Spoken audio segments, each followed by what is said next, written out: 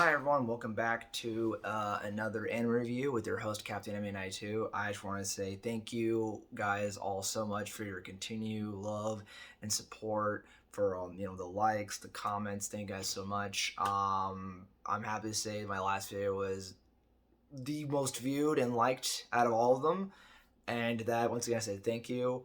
I hope to continue doing this, and continue bringing you guys great content, more reviews, and yeah. So without further ado, today we're going to be talking about the second part to Rezero Season 2. I really enjoyed it, this part. There's a lot that happened within the last couple episodes of this season. A lot of ground to cover. The one part being especially Amelia. She had the biggest character development in this arc, I felt like, because it was mostly pivotal around her. And you really got to see her grow and develop as a character. You got to see her past, where she came from, and kind of like how she was throughout the majority of season 1 and towards up to the middle part of season 2. And you see her overcome her demons, her faults, her insecurities. I also like that Subaru, no matter what, throughout the whole story, the whole season so far, he called Amelia out, and told her that she needs to stop relying on others and acting so selfishly about it, and she needs to learn how to do it herself and overcome her problems. And so yeah, it was a big major turning point for the story for her. And the barrier, she passed the trial, so the barrier has been brought down.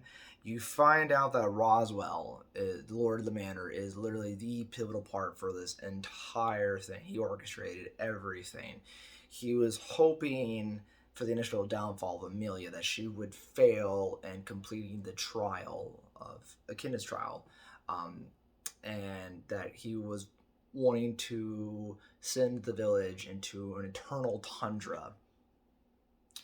And that this gospel he's been following to a T for so long. You find out why he's so dedicated his entire life for the last 100 years is because he had a very close relationship to the Witch of Great Echidna.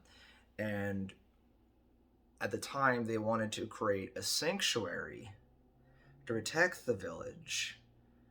And after his parting with her, he never really gave up on that idea, and he continuously, for so long, tried to go forth his plan, including using Subaru in order to do so. Yeah, it was a big part for a lot of people. Garf, the kind of the guardian of the village, he came to terms with his past and realized about how his feelings towards his mother, and that she didn't want him essentially to stay in the village. She wanted to find a better life for him and his sister outside of the village, so that way they can have like a new lease on life, and everyone can it can live out the rest of their days some other than being in this confined little village. And he joins Subaru and the rest of the gang to save the girls over at the manor. There was a whole plot staged about an assassin that was going to come, and it was going to kill Garf's sister, the new little maid girl, and Rem, which at the time has been pretty much MIA the entire season. So that was really interesting. You got to see a pretty good epic fight scene. You got to learn more about another sort of pivotal character. She was involved in season 1. You got to know about her backstory. So it covered a lot of things with a lot of different people. And it kind of gave you the overall more arcing idea about what's going on, what's going to happen. So it did leave on a very high note, though. Feelings were met, and obstacles were overcome, and the ending had a pretty good way to sum up the season. I don't want to. I know I'm being really vague. I don't want to say too much because I don't want to give too much away. Um, but there is definitely going to be a season 3 led up to it. The way the show concluded.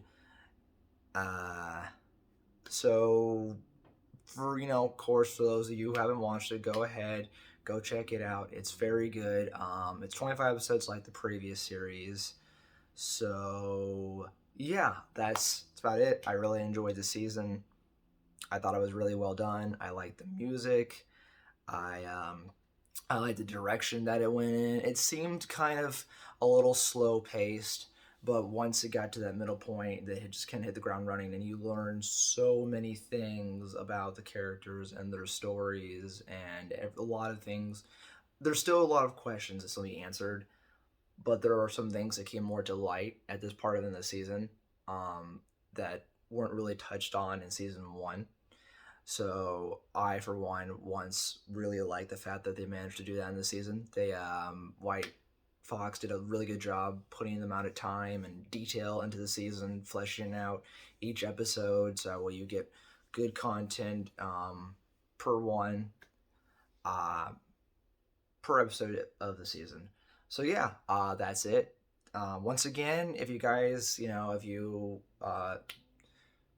continue to like my stuff, don't forget to comment, like, subscribe. Check out my TikTok channel at Captain Anime 92. Once again, like I said before, the link to my YouTube channel is there on my TikTok page, along with my Instagram, which I do post updates of when I post my videos. I also have a Facebook, which is just my name, Sebastian Winchester, if you guys feel also inclined to do that as well. But anyway, that's about it, and I hope you guys have a fantastic day, and peace.